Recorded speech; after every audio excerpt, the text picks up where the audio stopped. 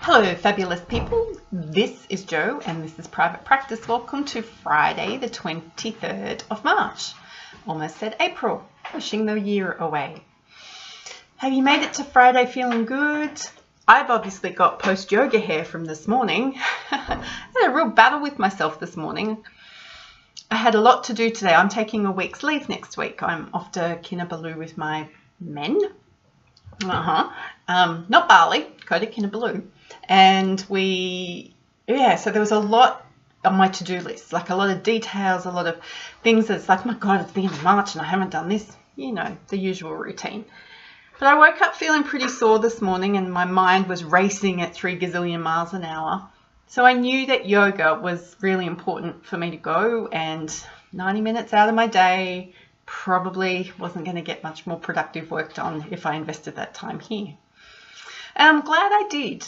I'm really glad I went because I've been able to focus better. I have written a ton of email copy today. I have gotten all of my client notes up to date. And I do have an instruction to leave one of my team members. Just remembered that. But a question for you.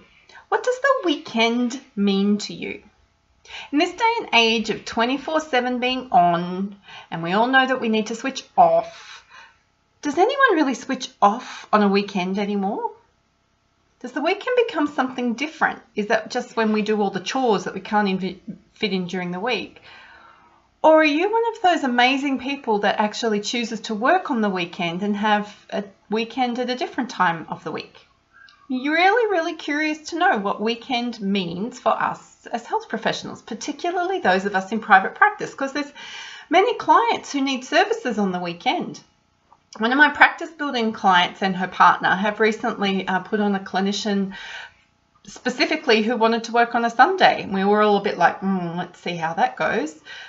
Before she even started, she had 3 weeks of client bookings because she'd made herself available on a Sunday. How cool is that? Unexpected. Nice to know you're meeting a need, huh?